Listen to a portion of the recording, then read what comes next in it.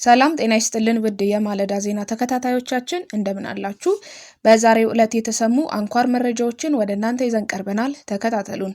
የኮምቦልቻ ከተማ አስተዳደር ለኮሪደር ልማትና ለገበያ ማረጋጊያ ህዝቡን 100 ሚሊዮን ብር አበድሩኝ ማለቱ አነጋጋሪ ሆኗል። በቅድሚያ የምናስደምጣችሁ ዜና ነው። ከተባረክ መስጂድ አጥር መፍረስ ጋር ተያይዞ ህዝበ ሙስሊሙ ተቃውሞ ሲያሰማ ቢቆይም ክፍለ ከተማው የሰጠው ምላሽ የሙስሊሙን ማህበረሰብ አስቆጥቷል። በሁለተኛነት እናነሳዋለን። ትምህርት ሚኒስቴር ባወጣው መግለጫ ተማሪዎች ወደ ትምህርት ቤት ስልክ ይዘው እንዳይሄዱ የሚከለክል ህግ ሊወጣ እንደሆነ አሳውቋል።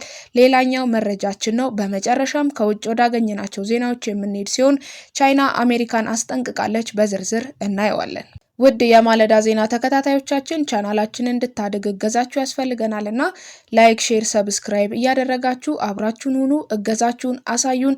ወደ ዜናዎቻችን አለፍን። በቅድሚያ የኮምቦልቻ ከተማ አስተዳደር ለነዋሪው የ100 ሚሊዮን ብር አበድሩኝ ጥያቄ አቀረበ። ብድሩ ለኮሪደር ልማትና ለገበያ ማረጋጊያ ይውላል ተብሏል። የኮምቦልቻ ከተማ አስተዳደር ነዋሪው ለቤት መስሪያ በሚል ለበርካታ ዓመታት በማህበር ከቆጠበው ገንዘብ ውስጥ የ100 ሚሊዮን ብር አበድሩኝ ጥያቄ ማቅረቡ ተሰምቷል። መጋቢት 12 2017 ዓ.ም በከተማው የከንቲባ ጽሕፈት ቤት ኃላፊ አቶ ሙሉጌታ ደርሴ የተፈረመ ደብዳቤ ለኮምቦልቻ ህብረት ስራ ማህበራት የተጻፈ ሲሆን የከተማ አስተዳደሩ ጊዜያዊ የገንዘብ እጥረት እንዳጋጠመው ይገልጻል። የከተማ አስተዳደሩ ጊዜያዊ የበጀት እጥረት ስላጋጠመው የጋራ መኖሪያ ቤት ህብረት ስራ ማህበራት ካላቸው ቁጠባ ላይ ለኮሪደር ልማትና ለገበያ ማረጋጊያ አገልግሎት የሚውል ከሁሉም ማህበራት ብር 100 ሚሊዮን እስከ ሰኔ ወር 2017 ዓ.ም የሚቆይ ብድር እንድትሰጡን የሚለው የከንቲባው ጽሕፈት ቤት ደብዳቤ ገንዘብ በአስቸኳይ ስለሚፈለግ ገቢ እንዲደረግ ይጠይቃል። የማህበራቱ አባላት ለመሰረት ሚዲያ በሰጡት ቃል በድርጊቱ ክፉኛ እንደተበሳጩና እንደተገረሙ ገልጸዋል። ለማህበር ቤት ግንባታው ለረጅም ዓመታት ከመስሪያ ቤት በብድርና ከልጆቻችን አፍ እየቀማን ስንቆጥብ ቆይተን ቀነገ ዛሬ ቦታ ይሰጠናል ብለን ተስፋ ስናደርግ አሁን 100 ሚሊዮን ብር በብድር መልክ አምጡ መባላችን አስደንግጦናል ያሉን አንድ የከተማው ነዋሪ ቆጣቢዎች አስተዳደሩን ብሩን ይመልሳል የሚል እምነት እንደሌላቸው ለመሰረት ሚዲያ ገልጸዋል። ለምን ይሆናል ብለን ስንጠይቅም የሚሰጡን መልስ አንተ የልማት አደናቃፊ ነህ፣ የጽንፈኛ ደጋፊ ነህ፣ ሙሉ ስምህ ማን ነው፣ ከየት ማህበር ነህ ወዘተ እያሉ ያሸማቅቃሉ ያሉት ሌላኛው አስተያየት ሰጪ ሰሚ እንደሌለ ብናውቅም የዚህን አስከፊ ድርጊት የኢትዮጵያ ሕዝብ ይወቅልን በማለት ብሶታቸውን አሰምተዋል። ተመልካቾቻችን በሁለተኝነት ወደ ያዝነው ዜና አለፍን። በአዲስ አበባ ከተማ ቂርቆስ ክፍለ ከተማ ወረዳ 10 በሚገኘው የተባረክ መስጂድ አጥር በሌሊት እንዲፈርስ የተደረገበት ድርጊትን በጽኑ እንደሚያወግዝ የኢትዮጵያ እስልምና ጉዳዮች ጠቅላይ ምክር ቤት በትላንትናው ዕለት አሳውቆ ነበር። ጠቅላይ ምክር ቤቱ ከ1967 ዓ.ም ጀምሮ ለ50 ዓመታት በመንፈሳዊ አገልግሎት እየሰጠ ባለው ተባረክ መስጂድ ላይ ከህጋዊ አሰራር ውጪ የተፈጸመውን የማፍረስ ድርጊት በጽኑ እናወግዛለን ሲል ተደምጧል።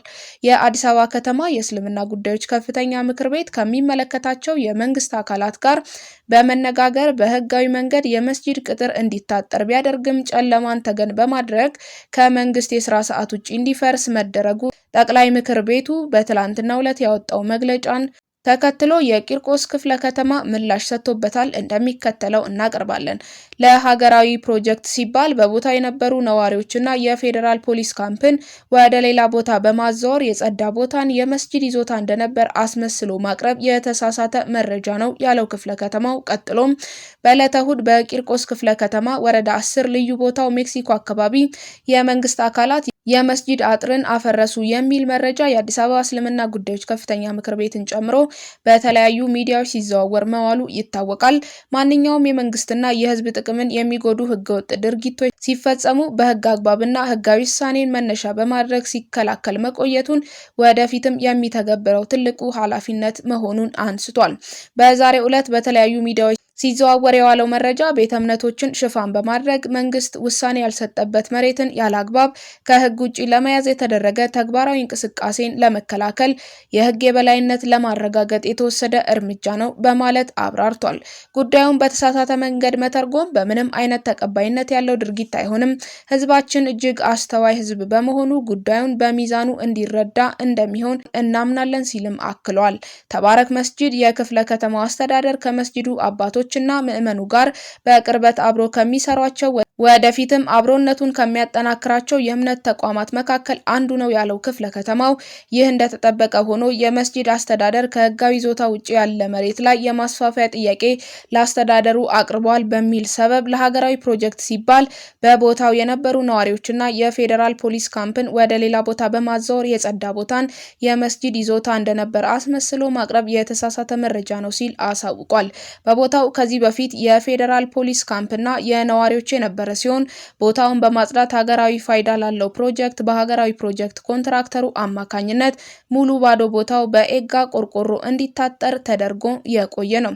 ነገር ግን ይህ እውነት ሆኖ ሳለ አሁን ግን በቦታው ያለምንም ህጋዊ ፍቃድ የመስጂዱ እንደሆነ በማስመሰል በመንግስት የታጠረውን ቦታ ያለምንም ህጋዊ ፍቃድ የመስጂዱን ታፔላና በር በመስራት የመስጂዱ አካል በማስመሰል ህገወጥ ተግባር ከመፈጸሙም በተጨማሪ በመስጂዱ ይዞታ ስር ያልነበረ ቦታ መንግስት አፈረሰው በሚል እየተሰጡ ያሉ መግለጫዎች ፍጹም ህጋዊ መሰረት የሌላቸው መሆኑን የእምነቱ አባቶችና ተከታዮች በሚገባ ልትረዱት ይገባል ሲል አስገንዝቧል። ያለ አግባብ በተዛባ መረጃ ላይ ተመስርታችሁ ያልተገባ እንቅስቃሴ የምታደርጉ አካላትም ከድርጊታችሁ መታቀብና ቀረብ ብሎ መረጃና ማስረጃን አጣርቶ መረዳት እንድታስቀድሙ ሲል በመግለጫው አሳስቧል። በሌላ ዜና ተማሪዎች ወደ ትምህርት ቤት ስልክ ይዘው እንዳይሄዱ ለማድረግ እንቅስቃሴ ተጀምሯል ሲሉ ፕሮፌሰር ብርሃኑ ነጋ ገለጹ። ተማሪዎች ወደ ትምህርት ቤት ስልክ የሚባል ነገር ይዘው እንዳይገቡ ለማድረግ እንቅስቃሴ መጀመሩን ትምህርት ሚኒስቴር አሳወቀ። የትምህርት ሚኒስተሩ ብርሃኑ ነጋ በሚመሩት የትምህርት ዘርፍ ላይ ስለ አፈጻጸምና ስለታቀዱ እቅዶች ማብራሪያ ሰጥተዋል። በሰጡት ማብራሪያም በሚቀጥለው ሳምንት ከትምህርት ቢሮዎች ጋር ውይይት እንደሚካሄድ ጠቁመዋል። በዚህም ወቅት ተማሪዎች ስልክ ትምህርት ቤት ይዘው እንዳይገቡ ለማድረግ ስለሚደረገው እንቅስቃሴ እንደሚመከር ገልጸዋል። የጋራ ስምምነት ላይ ከደረስን ከሚቀጥለው ዓመት ጀምሮ ተማሪዎች ትምህርት ቤት ገብተው ትምህርት መከታተል እንጂ ከስልክ ጋር የሚጫወቱበት ሁኔታ እንዳይፈጠር ይደረጋል ብለዋል። ተመልካቾቻችን እዚህ ድረስ ከተከታተላችሁን አይቀር ላይክ እና ሰብስክራይብ ማድረግ እንዳትረሱ። ወደ ውጭ ዜና አለፍን። አሜሪካ ታሪፍን ሙሉ በሙሉ እንድትሰርዝ ቻይና አስጠነቀቀች። የአሜሪካው ፕሬዝዳንት ዶናልድ ትራምፕ በአገራት ላይ የጣሉት ያለው ተጨማሪ ታሪፍ አገራትን እያነጋገረ ይገኛል። ለፕሬዝዳንቱ የታሪፍ ጭማሪ አጸፋ ከሰጡት ሀገራት መካከል ቻይና አንዷ ነች። የቻይና ባለስልጣናት ሰሞኑን ዶናልድ ትራምፕ በሀገራቸው ላይ ጣሉትን ተጨማሪ ታሪፍ ተከትሎ አሜሪካ ይህንን ውሳኔዋን ሙሉ በሙሉ እንድትሰርዝ አስጠንቅቀዋል። ዶናልድ ትራምፕ በሀገራት ላይ ሊጥሉት ያቀዱትን ታሪፍ ለ90 ቀናት እንዲዘገይ በዚህ ሳምንት ማሳወቃቸው የሚታወስ ሲሆን በአንጻሩ በቻይና ምርቶች ላይ የሚጥሉትን ታሪፍ ደግሞ ወደ 145% ከፍ አድርገዋል። አሜሪካ ስህተቷን ለማረም ትልቅ እርምጃ እንድትወስድ ለማስጠንቀቅ እንወዳለን። የተሳሳተ አካሄድ የሆነውና የአጸፋ ታሪፍ ጭማሪ በመሰረዝ ትክክለኛውን የጋራ ተጠቃሚነት መንገድ መመለስ ይገባል ብሏል የቻይና የንግድ ሚኒስትር ባወጣው መግለጫ።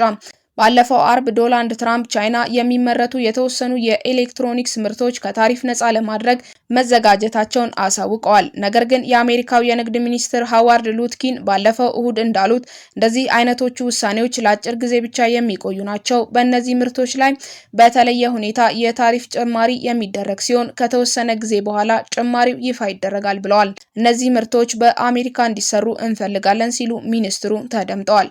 ፕሬዚዳንት ትራምፕ ደግሞ በማህበራዊ ሚዲያ ገጽ በጻፉት መረጃ በእነዚህ ምርቶች ላይ የሚደረገው የታሪፍ ጭማሪ ቀርቷል መባሉ ሐሰት ነው ሲሉ ተሰምተዋል።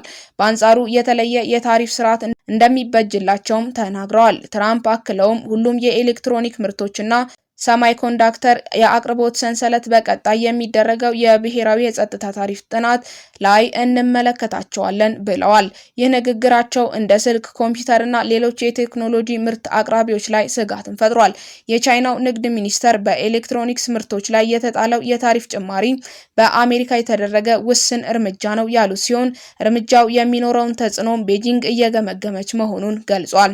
ነገር ግን የትራምፕ አስተዳደር በእነዚህ ምርቶች ላይም ቢሆን በቀጣይ ታሪፍ ለመጨመር ማቀዱ በሁለቱ አገራት መካከል ያለውን የንግድ ጦርነት የበለጠ ያጋግለዋል ተብሎ ይታሰባል። በሚያዝያ ወር መጀመሪያ ዶናልድ ትራምፕ ከቻይና በሚገቡ ምርቶች ላይ የ54% የታሪፍ ጭማሪ አድርገው ነበር።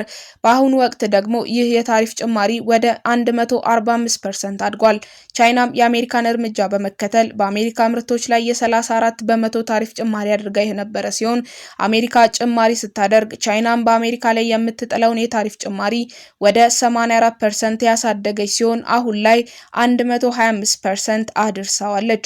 በቅርቡ የተደረገው ጭማሪን ተከትሎ የተጀመረውን የንግድ ጦርነት አሜሪካ የምትቀጥልበት ከሆነ ቻይና እስከ መጨረሻው ለመፋለም መዘጋጀቷንም አስታውቃለች።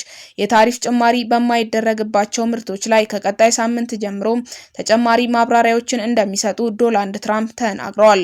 ዋይት ሀውስ አሜሪካ የታሪፍ ጭማሪ የምታደርገው ከሀገራት ጋር በመደራደር የተሻለ የንግድ ስርዓት ለመዘርጋት በማሰብ መሆኑን ገልጸዋል። ዶናልድ ትራምፕ በዓለም ላይ ያለው የተዛባ ያሉትን የንግድ ስርዓት ማስተካከል፣ ተጨማሪ የስራ ዕድል መፍጠርና ፋብሪካዎችን ወደ አሜሪካ መመለስ ላይ ያተኮሩ ስራዎች እንደሚተገበሩም አክለው ተናግረዋል። ነገር ግን ይህ ጣልቃ ገብነት በስቶክ ማርኬት ላይ ከፍተኛ ግሽበት ያስከተለ ሲሆን የዓለም ንግድን በመቀነስ በስራና በግለሰቦች ኢኮኖሚ ላይ መቀዛቀዝን ያስከትላል የሚል ስጋትንም ፈጥሯል። ውድ የማለዳ ዜና ተከታታዮቻችን ለዛሬ የያዝንላችሁ ዜናዎቻችን እነዚህን ይመስላሉ። ስለ ዝግጅቶቻችን ያላችሁን ሀሳብ አስተያየት በኮሜንት አሳውቁን። ላይክ፣ ሼር፣ ሰብስክራይብ ማድረግ እንዳይረሳ። ክብረት ይስጥልን።